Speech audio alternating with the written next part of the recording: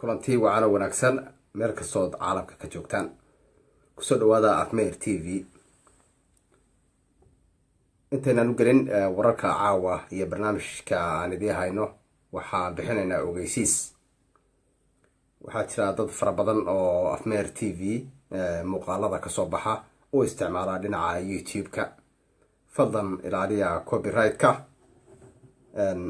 raalli kama ahaanayno inaad isticmaashaan si toosa iyagoo aan wadan linkiga Afmeer TV dadka isticmaala ayaan u diraynaa fariintan oo aan la socono qaar fara badan qaabka ay u isticmaalayaan daawadayaal waxaan u galaynaa barnaamijkeena war degdeg ah oo naga soo gaaray wadanka Itoobiya lagu magacaabo burburka lugaha la galay qadar yar ayaan u galaynaa kadib fadlan muuqaalkan markaad daawataan la wadaaga bulshada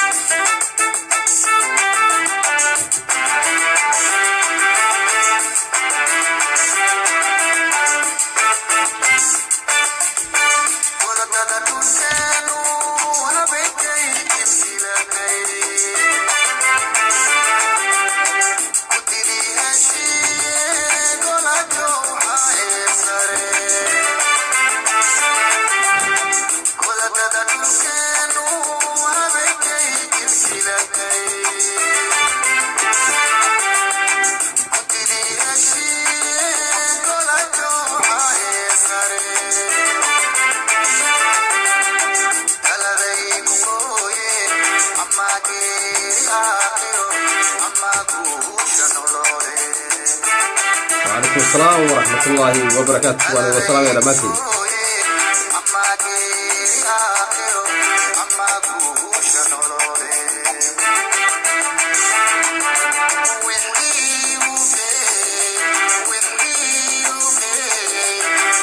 وعليكم السلام ورحمة الله وبركاته دماتي سودو هذا أخياري وحانو قرينا وردك دقا ونقصو قاري ودنكا إثيوبيا لغو مقعابو runtii burburka lugaha la galaya dagaalka lixaad kale uu ka socdo iyo kacdoonka dhowrka jaha ka socda dhamaantiin muuqaalkan markaad aragtaan la wadaaga bulshada Soomaaliyeed waan idin wada salaamayaa dhamaantiin meel kastoo joogtaan si aad la socotaan 9kii November 2015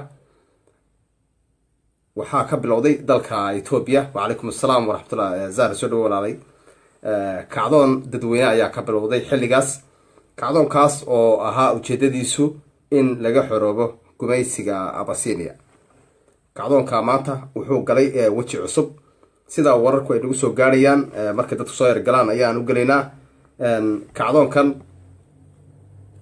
waxaa bilaabay qoomiyadda Oromada oo dad badan ay runtii Afmeer TV ay comment noo soo qorayaan maxaa Oromada idinka galay haddaan Soomaali nahay Oromada waxaa naga galay waxaan nahay isku ujeedo dalka Soomaaliya iyo guud ahaan ummadda Soomaaliyeed waxay ka degilayeen Abyssinia iyo Tigreega sidaa darteed waa in la dhiirigeliyaa oo la taageeraa maadaama ay isku cadow ay yihiin Soomaalida iyo Oromadu dadku way ogaadaan especially dadka wadanka gumaysiga ku jira ee Soomaalida ogaadeenaya si buuxda ayay Oromada isu garab taagan yihiin haddii loo baahdana ugu dambeyn Addis Ababa marka la galayo si toos ah ayaa loo wada galayaa iyagoo wada socda labada ciidan run baan idin sheegayna xaaladda guud haddaan idinka warrano haddii Ilaahay ilaa wararkan degdega ah baynu u galaynaa iyo xaaladda Itoobiya maanta meesha marayso kacdoonkan Itoobiya wuxuu ku riday jahawareer ayuu ku riday ama Tigreega horta Itoobiya waxaa la isku yidhaahaa in badan baan soo hadal qaadnay ama aan ka sheekaynay Itoobiya waa magac eray laga soo deynsaday oo booliya wadanka Greega eraygaas markii gumaysiyaasha ay ka baxayeen reer Yurub Afrika markii ay Itoobiya abuurayeen ama isku keenayeen Abyssinia waxay sideen dadku kuma wada qaracsana waa qabiil marka magacaan ay ku dhaxtuureen Itoobiya horta magacaan waa saas qoomiyadka meesha degan wadankaas kuma wada qanacsana waxa la yidhaha etoobiya waa lagu qasab ayay mataqaanaa ka hoos joogaan. sidaa darteed waxaa hadda la isugu awood sheeganayaa inaan qofna lagu sii adoonsan karin magaca etoobiya una qofna ku hoos jirin. marka waxa weeyaan qoomiyadan tigreega xaaladda way u tabarlaadahay, way u caalaadahay. soomaaliya ayay kaashanaysaa. xaqiiqada dhabta ah etoobiya jiritaankeedu soomaali xaggeeda ayay ka jirtaa, laakiin gudaha etoobiya way ka baaba'day xagga etoobiya la yidhaha. marka in yar raalli ahaada, xagga farsamada ayaan inoo hagaajinayaa. marka barnaamijkeena ayaan toos u gudagelaynaa haddii ilaah yidhaah.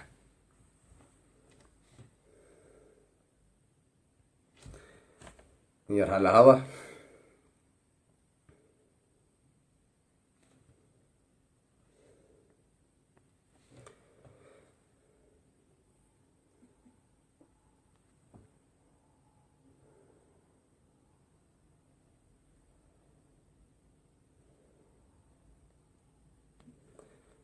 عفوا خدك يرى علوس.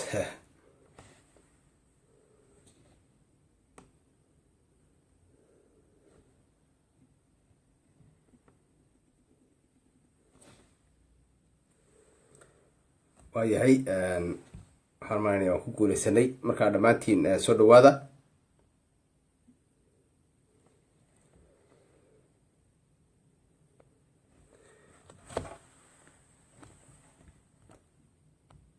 barnaamijkeena ayaan ku soconaynaa. aad ayaad umahadsantihin dhammaantiin. etoobiya gudaheeda ma wada socoto, way qeybsan tahay. colaad laxaadle ayaa ka dhexaysa oo lagu kala xoroobayo. laakiin tigreeg waxay garabsanayaan jamhuuriyadda soomaaliya ayay garabsanayaan oo garab ay ka haystaan. hadday noqon lahayd maamul goboleedada, hadday noqon lahayd dowladda federaalka, intaas ayaa tigreega xoojinaysa oo garab siinaysa. laakiin tigrey meeshay ka baxday, etoobiya gudaheeda waa laga nacay. colaad baa kaga socota. ciidamadeeda ma adeegsan karaan oo ciidanka waa isku jir. waxay u badan yihiin qoomiyadda oromiya iyo qoomiyadaha kale xabashida iyo kuwaas. sidaa darteed siyaasiyan iyo mataqaanaa moraliba waxay moral support ka haystaan ummadda soomaaliyeed ayaa maanta etoobiya garab taagan. hadalkaas inaad u gudbisaan ummadda soomaaliyeed baan jeclaan lahayn. xogtan waa xog rasmi ah. etoobiya jiritaankeedu wuxuu ku dhisan yahay shacabka soomaaliyeed. jamhuuriyadda soomaaliya dhinaceeda ayay etoobiya ka jirtaa, laakiin gudaha etoobiya kama jirta haba yaraatee. maanta nin oromo ah, haddaan idin xoogaa intayna barnaamijka u gelin, ayaa nin xabashiya ayaa wuxuu ku yidhi nin baa caddaana maaragtay meeshii soo kaafi ka qaadanayay. markaasuu yidhi ma etoobiyaan baa tihin? kii oromada ahaa ma ihi buu yidhi. marka kii xabashika ahaa buu yidhi waa nahay. kii oromada ahaa gacanqaad baa ka dhacay goobtiyadahay. lama odhan karayo qoomiyaadka ku hoos jira gumaysiga waxaa tahay etoobiyaan iyo wixii lamida. xamarra baarlamaankeeda waxaa ka dhex maqlaynay iyagoo dad soomaaliya ku sheegaya inay etoobiyaan yihiin. waa wax lala yaabo. waa baarlamaanka federaalka soomaaliya dhexdiisa oo ah macnaha hay-addii sharci dejinta, ilaalinta xuquuqda qofka soomaaliyeed, ilaalinta nidaamka dawliga ah ee qaranka soomaaliyeed. waxaa laga difaacayaa waa baarlamaanka soomaaliya dhexdiisa. waa goodax bare, waa ninka la yidhaha muxuu ahaa gobolka boqol ka yimaad maxaa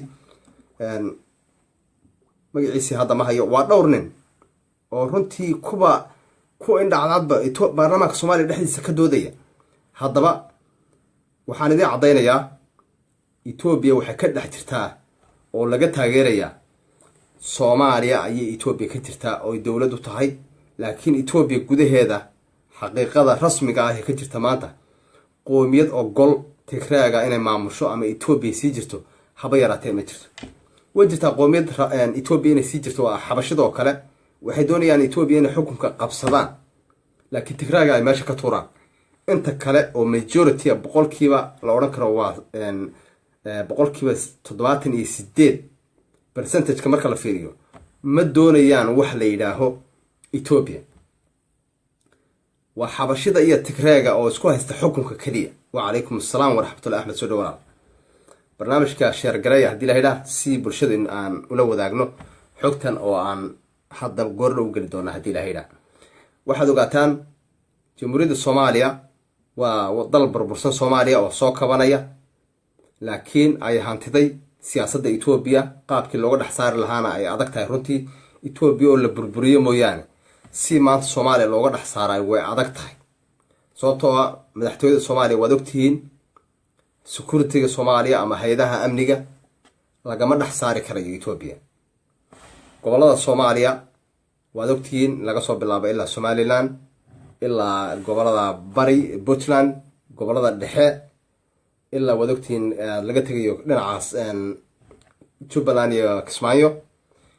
intaa etoobiya way daadsan tahay oo waxay ku haysataa gacanta gobolka koonfur galbeed. haba ugu sii daraadaan gobolka gado oo gebi ahaanba ay gacanta ku haysa. wacalaykum assalaam. gobolka gado oo ah gobolka labaad qiyaastii saan garashadayda soomaaliya gobolada ugu ballaadhan buu ka mid yahay marka laga reebo gobolka bari. gebi ahaanba wax ka socda ummadda soomaaliya lama socoto. gobolka baay iyo bakool sidoo kale gebi ahaanba isagana si buuxda ayay baroosinka u dhigatay. gobolka hiiraan waa lamid. gobolada dhexe waxay u joogtaa teelteel bay u joogtaa. inta ka koreysana waxay ku joogtaa sirdoonkeeda iyo hab maaragtay caadi ah. haddaba etoobiya soomaali intay usii hiilin karaan tigreega oo ay ku hayn karaan xukunka ay maanta haystaan? macnaha tigreega waa laga nacay etoobiya gudaheeda. haddii laga nacayna waxay noqonaysaa in soomaaliya gudaheeda ay ka dayaan naxariis oo baarlamaanka soomaaliya looga hadlo oo looga doodo. hadda arrinta qalbi dhagax waad la socotaan, xildhibaano soomaaliyeed baa u doodaya etoobiya ole amnigeedu wuxuu dhimayey, kan wuxuu dhimayey, sax bay ahayd. dad baa saa ku doodaya. marka etoobiya waxa weye waxay u tahay kaalmay u tahay arrintaas, relief waxa la yidhaha ay u tahay. haddaba waxaynu u gelaynaa qodobadeena haddii ilaha yidhaha caawa barnaamijka aan usoo galay. wacalaykum assalaam waraxmatullaahi wabarakaatu. waxaa ugu sareeya runtii oo aan rabnaa inaan idinla socodsiino goorrow intay dadku kasoo yargelayaan. warkan deg dega ah waxaan ka helay caawa magaalada dirdhaba, magaalada harar, ilaa ay afmeer t v ku leedahay ayaa noo soo gudbiyey oo rasmi ah. xaaladda etoobiya ayaynu runtii gudageli doonaa haddii ilaha yidhaah halkay maraysa maanta. soomaaliya waa hubaal inay lugaheeda ku istaagayso hadday meesha ka baxdo etoobiya waxa la yidhaah inay soomaaliya iswada raacayso lugaheeda ku istaagayso. waxa weye waa wax la hubo wey. sidaa darteed ayaan xoogga u saaraynaa wararka etoobiya inaan oromada maaragtay mediaha aan ku kaalmayno, inaan ku bogaadino. marka dad badan ayaa noo soo weydiiyey afmeer t v maxaad oromada maaragtay barnaamijyadeeda iyo waxaan maad naga daysaan. waxa weeyaan oromo waa xoog jira, xooggaana soomaali ayay dan u tahay. soomaali ilaa waqtigii axmed gurey mar walba dagaal bay wada galaan abasinia, waa loo soo hiiliyaa, waa lagu soo jebiyey waqtigii axmed gurey. haddana waxaa la galay waqtigii 77 dagaalkii yani xooga badnaa. dagaal kale waxa ka horreeyay baa jira oo maaragtay nasrullah jabhadda odhanayay. intaba ummadda soomaaliyeed marka ay dhulka dhigaan abasinia waxay heshaa xoog dibadda ka yimaada oo dhaqaale iyo siiya saanad military. sidaasaa soomaalida lagu jabiyaa. maanta jabhadda ONLF waxay ciyaartay siyaasad cajiiba. waxay maaragtay wacyigelin ku samaysay qoomiyadda 50 milyan ee oromiya oo soomaalida ka hor la qabsaday. qoomiyaddii ayaa maanta kacsan, aqoon-yahankeedii, siyaasigeedii, ciidanka kii ahaa. waxaa ka go-an inay meesha ka baxdo waxa la yidhaha etoobiya. marka qoomiyadda oromiya waxa weeye waxay u baahan tahay support in ummadda soomaaliya taageeraan, inaan la isgarab istaago si abasinia meesha looga saaro oo oromiya usoo baxdo. marka sidaa darteed wararka aan ka helayno etoobiya gudaheeda, hadda etoobiya unbaa la iska leeyahay, oromiya etoobiya ma aha, laakiin weli dee internationalkiibaa u yaqaana magacan etoobiya. sidaa darteed weli waan ugu yeedhaynaa magacan intay ka baxaysa meesha. dad badan ayaa waxay oromaa ku doodayaan inaa maatirahaan wayaane ama tigrey waxay lamid a. laakiin maadaama beesha caalamku weli ay leeyihiin mataqaanaa etoobiya ugu yeedhayaan, still waxa weye magacii wuu shaqeynaya. marka waxaana la soo gaarsiiyey warqad qoraal ah oo ka timid magaalada maaragtay gudaha dhulka Oromiya. waxba magaalada inaan sheego muhiim ma aha. ciidamo laxaad leh oo maaragtay ku jiray ciidamada Tigreega federaalka Ethiopia waxa lagu sheego oo ka tirsan qoomiyadda Oromiya ayaa soo raacay dhinaca revolutionka ama kacdoonka. waa ciidamo laxaad leh ayaa kasoo go-ay maanta oo si nabadgelyo magaalooyinka iskaga dhex jooga. bal fiiriya inay jabeen baan idin sheegaya Tigreegu. وعليكم السلام ورحمة الله وبركاته. ciidamo badan ayaa kasoo goosanaya militariga Ethiopia oo dhex jooga magaalooyinka Oromada oo Oroma oo baawurtoodii wato oo aan lala hadlayn kama daba imanayaan lama dagaalamayaan. yacni Tigreegu hadda way iska joogaan dhulka Oromiya laakiin inta badan caasimadaha magaalooyinka waaweyn Oromiya xukunkoodu hadda kama jiro haba yaraatee. marka waxa weeye Oromiya mayna declare garaynin inay dhulkooda xoreeyeen maadaama Addis Ababa dhulkii la joogo laakiin ciidan ahaan ay ku joogaan magaalooyinka dushooda. way mataqaanaa way weeqeen aad ay u weeqeen sidaa darteed kuma dhiiran karaan Tigreegu inay xasuuqaan si public ah shacabka Oromiya. maxaa yeelay dowladdii bay ku jiraan baarlamaankii qolo OBD oo leedahay jirto oo maartay awood oo ka tirsan EPRDF oo ay Oromada leeyihiin. dad fara badan ayaa jira oo maartay Oromo oo intellectual oo Addis Ababa dhulka joogo oo magac ku leh waxa Ethiopia loogu yeero. waxaa jira oo kale maartay soonka Oromada kiilka afraad miyaa la yidhaha waxay ugu magacaabaan Tigreega madaxweyne ay leeyihiin. madaxweynahaas Oromada oo caayis ma maqasheen ma caayaan dabaqoodhigoodana ma caayaan. maxaa yeelay waa dad inta la og yahay isku hadafa inay wada xoroobaan ayay diyaar u yihiin.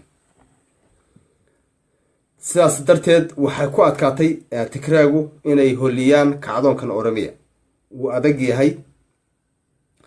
sidaa darteed waxay xoogga saarayaan dhinaca Soomaaliya inay xoog ka helaan siyaasad iyo moral support. Tigreegu wayna ku haysaa Soomaaliya oo dhan runtii marka la yidhaaho intaan ka ahayn dhulkan la haysto ururka ONLF ka dagaalamayo inta kale oo dhan maanta waa hiilka Ethiopia. hadday noqon lahayd waa siyaasiyiinta Soomaalida shacabka Soomaaliyeed maaha maamul goboleedada siyaasiyiinta Soomaaliyeed intuba waa hiilka Ethiopia ama Tigreeg inay ku hayaan meesha.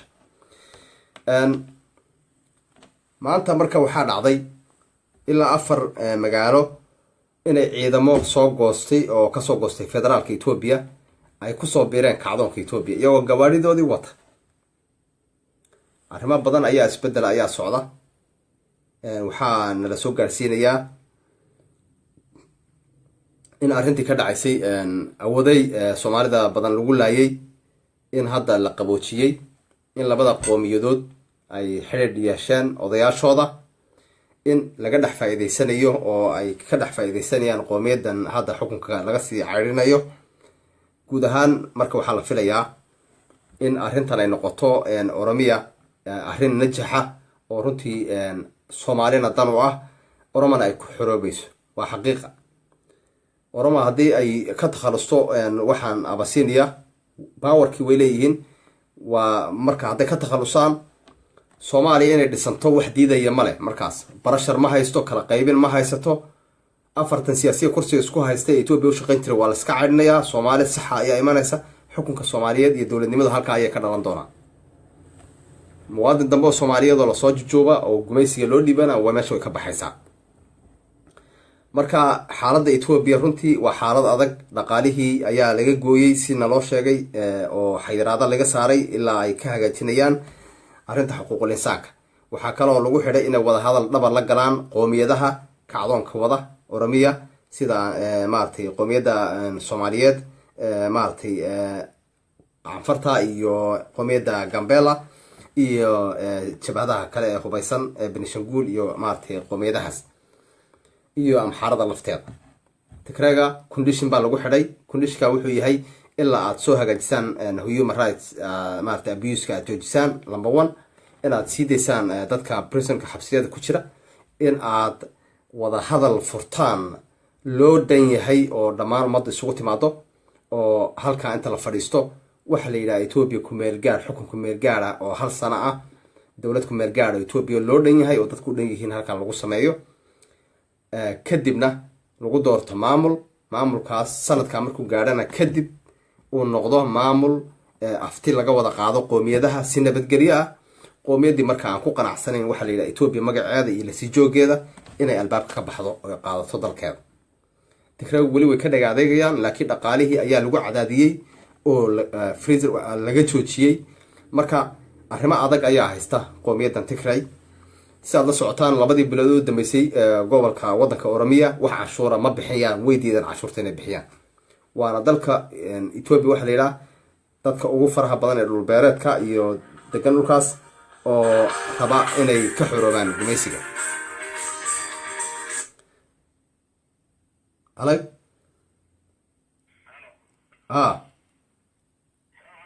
وعليكم السلام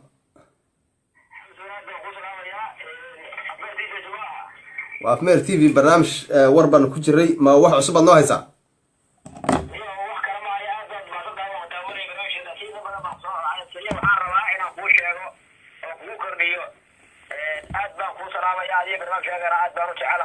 سلام الله waxaan rabaa hal erayna kugu kordhiyay ma garatay haye kacdoonka Ethiopia ka socda lagu kala xoroobayo inta badan hadda abasiinaya waxaad soo raacsan xabashi iyo Tigray marka waxaan aad u jeclaan lahaa oo aniga aan ka xanuunsadaa xabashi maanta waa la gumaystaa inaad israacisaan labadaas ma habboona Tigray keliya haddaan kusoo kobta ka warrama barnaamijkeena dhibaatada jirta iyo cidda lala dagaalamaya laga xoroobaya haddaan Tigray keliya kusoo kobta ka warrama mada abasiinay marka leena xabashadu waa run xoriyadoon way laakiin Ethiopia ayay doonayaan iyagu marka inagu marna ma colaysanayna hadda xabashida waa iyagii baa dulman laftooda laakiin mar badan waxaad ku soo celcelisaan adiga iyo madaxda kale oo rag badan aan diidanay abasiiniya waa xabashi iyo Ethiopia arabkana iyaguna maanta inay xoroobaan bay rabaan inaga wixii Ethiopia qabsanaya iyo wixii Ethiopia noqonaya I don't care laakiin waxaan rabaa inaad dadka dulman iyaga la raaciyo inta kaliya dhibaatada lagu soo koobay haday Tigray inaan ka dhigno oo mar walba carabkeena ka ilaalino waa la turjumaya luqada waa la wada bartay marka intaas ku soo korala xabso ka waran waa arrin talo wanaagsan way aad u fiican inagu marka horeysa ururka afkiisa kuma hadlayno laakiin hada waxa weeyaan nimankana dad badan baan ka garanaynaa wadanka nala jooga waa talo aad u wanaagsan wey waa talo aad u wanaagsan waana kaa qaadanay mudane aad baan maartay ra'yigaagu u wanaagsan yahay talo wanaagsan waana gudbinaynaa aad baan ku salaamay intaas alxamdu way baan kugu soo celceliyay damashna hadda si fiican baan ula socdaa waan daawada barnaamijka baan ula sugan marka intaas aan ku sheegaya aad baan ku salaamay barnaamijka aad baan jecelahay insha Allah waa waqtigan xoroobi lahayn taranayna u dambaysa waxa weeye innaga dadkeena maanta sharaf baan haysanaa waa inaan dadkeena la abaabulo oo meediyo waa qaybta ugu xooga badan ee caalamka maanta ka shaqeysa ma garata وارن marka dadkeena wacyigelin iyo bulaabo iyo system walba la isku daro maanta waa inaan ka xorowno Ethiopia insha Allah ان شاء الله تعالى aad baan ku salaamaya السلام عليكم أو mahadsan yahay mudanahaas aragti ayuu noo soo gudbiyay in la kala reebo ayuu maartay xabashada iyo Tigrayga inaan la israacin oo runtii waa arrin meesha ku jirta laakiin inagu waxaan cadaynaynaa af urur iyo af dowladeed midna kuma hadlayno marka waad mahadsan tahay وعليكم السلام ورحمة الله وبركاته أدبان إذي وضع سلامي دمانتين أخيارتها شرفت له marka saa aad la socotaan qodobkan ugu muhiimsan wuxuu ahaa ciidamadan maanta kusoo biiray kacdoonka ee ka tirsan qoomiyadda Oromada ee ciidamada Ethiopia federaalka ka mid ka ahaa kuna soo biiray ciidamada ama shacabka Oromada ee gumaysidiidka ah ee raba inay gumaysiga ka xoroobaan وعليكم السلام ورحمة الله وبركاته مصطفى أهلاً السلام marka arrintaas ayaa ugu muhiimsan barnaamijkeena kacdoonka haddaan dib ugu noqono Oromia si siman ayuu u socdaa gobolka la yiraahdo Bali ayaa saldhig u ah kacdoonka ka socda Oromia gobolka Bali ayaa xudun u ah وعليكم السلام dhamaantiin ayaa xudun u ah oo ah gobol Soomaalida isku dhaqan yihiin dadka gobolka Bali degan boqolkiiba 70 af Soomaaliga hadayna ka badan aqoonin وعليكم السلام ورحمة الله way yaqaanaan marka waxa weeyaan gobolkaas ayay ciidamo badan kasoo galeen. gobolada dhexe oromiya ciidamo badan ayaa iyaguna shacabka kusoo biiray. ciidamada tigreega ee xeryahooda ay ciidamada kasoo baxeen.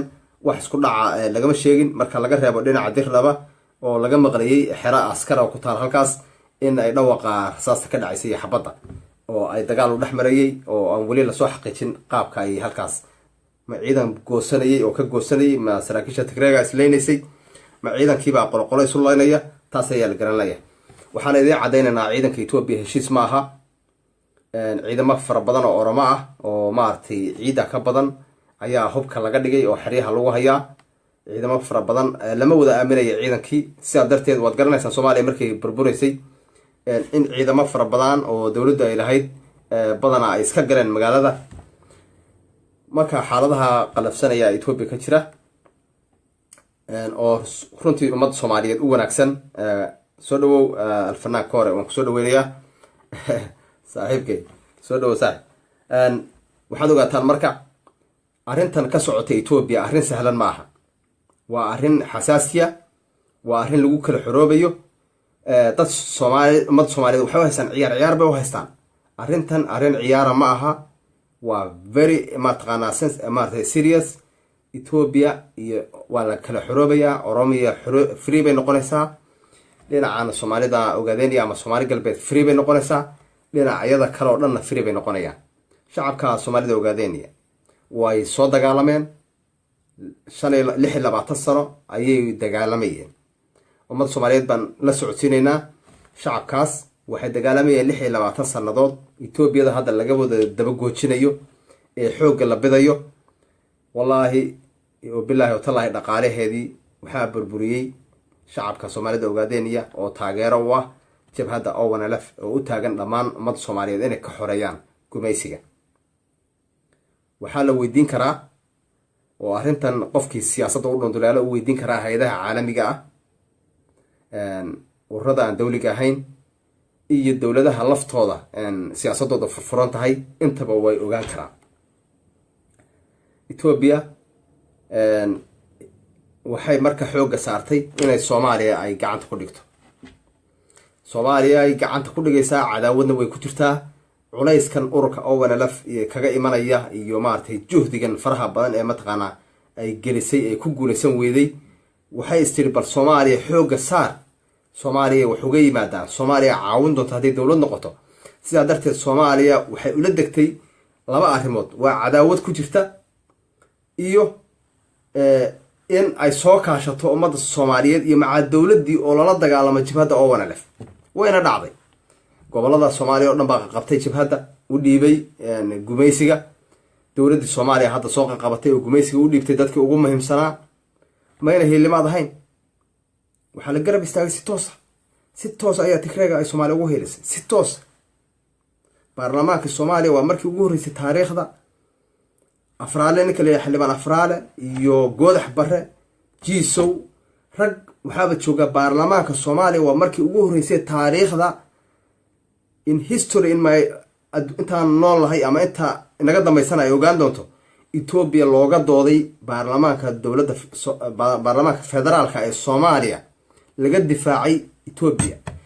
shakhsi Soomaaliya iyo ummad Soomaaliyeed oo halgan ku jirtana lagu jaa'ifeeyay oo Ethiopia looga heelinayo.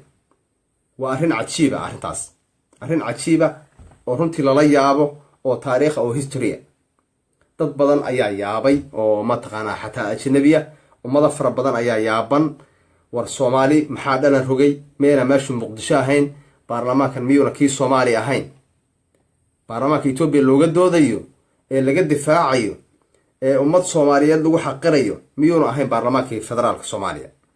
miyuuna ahayn kan dhexdiisa ay ku sawiran yahay isagoo weyn oo ballaaran calanka shanta geesle ee buluuga ah miyayna ahayn. qodob waa qodobkaas. waxaad ogaataan ummadda Soomaaliyeed waa la haystaa. dawladdana waxa weeye gacanta ayaa lagu dhigay.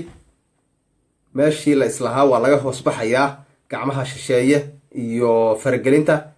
tan ayaaba kasii dartay oo ka dar oo dibi dhalay noqotay.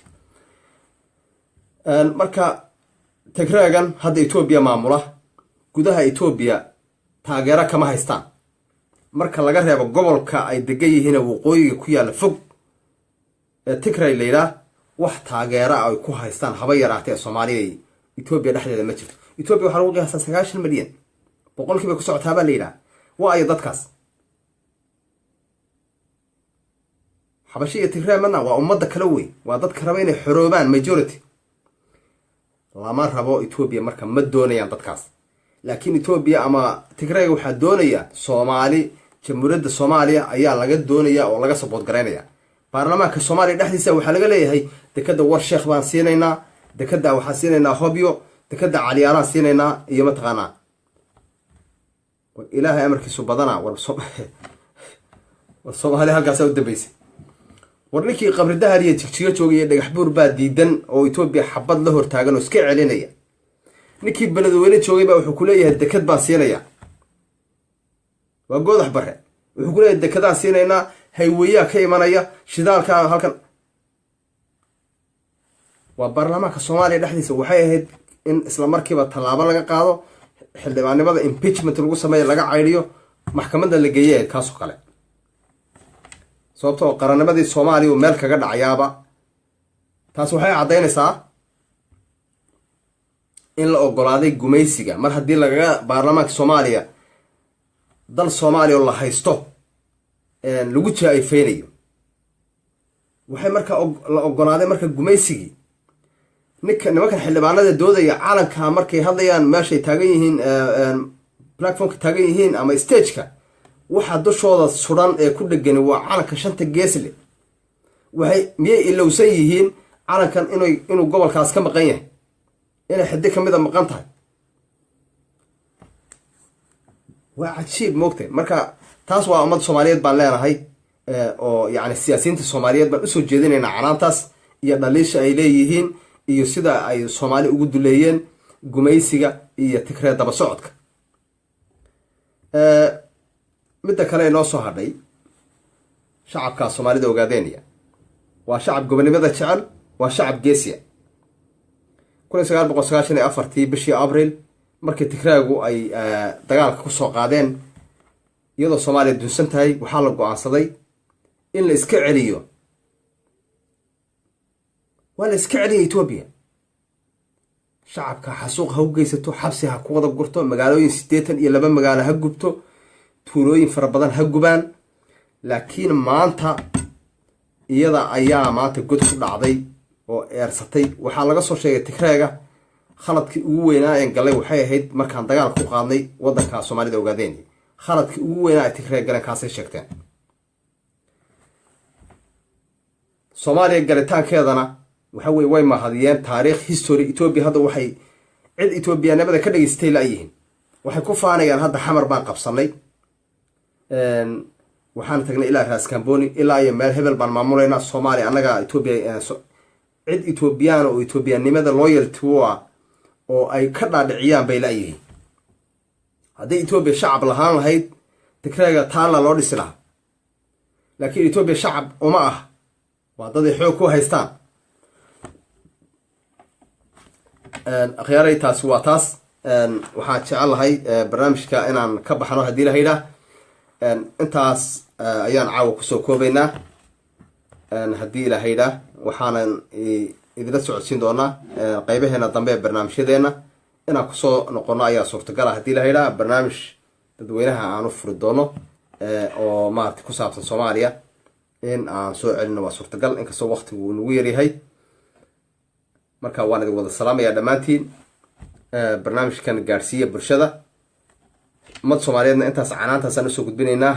shacabka adkaysiga badan ee gumaysiga diiday ee abasiin iyo hortaagan ee Soomaaliya ka difaacayana waxaan leenahay guushii way dhowdahay, waad guulaysateen. qasab aha inay lagu raadiyo colaad iyo xabad iyo dagaal. qofka waxaa la yidhaha warniyo dhulkan anaa iskale, nabadgeli, dhulkayga iiga tag. waxa weeyaan barnaamijkeena wuxuu ku salaysan yahay waa arrin xuquuqul insaan.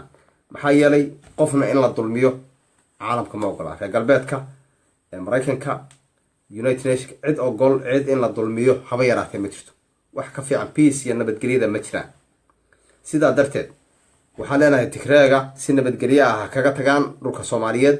faraha ka qaadaan dalka Soomaaliya ha lagu kala xoroobo oromiya ha xoroodo free baan leenahay qoomiyadaha kale sidaamo free Gambela free baan leenahay marka intaasaan barnaamijkeena kusoo gabagabeynayna waa inoo barnaamij kale oo xiiso leh insha Allah waan isugu iman doono saacadaha soo socda